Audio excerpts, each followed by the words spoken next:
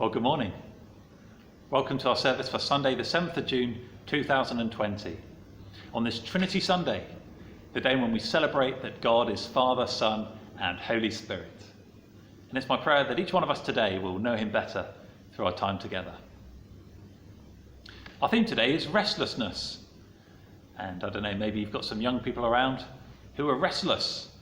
They're just itching perhaps to get back to school.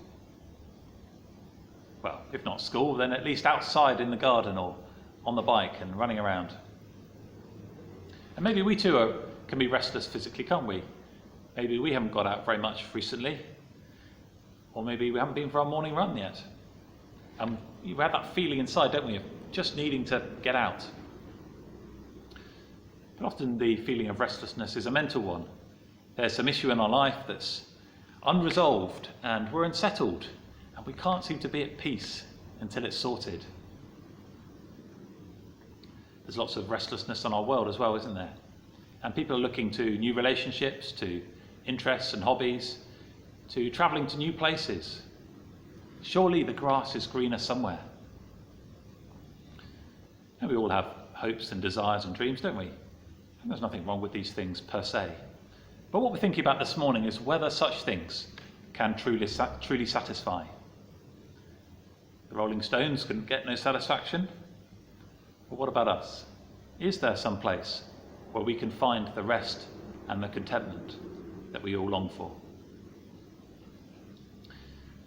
Over the next 5 to 6 weeks, we're going to be continuing our series in the Gospel of Matthew as we look at all the different incidences in chapter 12.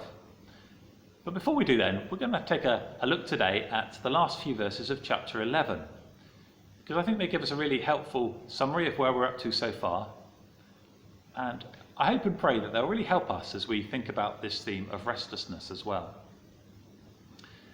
Matthew's initial audience were a number of Jewish communities across the Middle East, and they were restless. They were ruled by the mighty Roman army, and they just longed to be free, to be at peace, and for everything to be right again. They were longing for somebody to come and make everything better. There had been a kerfuffle a few years back with a certain carpenter from Galilee, and a new religion had formed. But on the whole, nobody of real significance had gone along with it.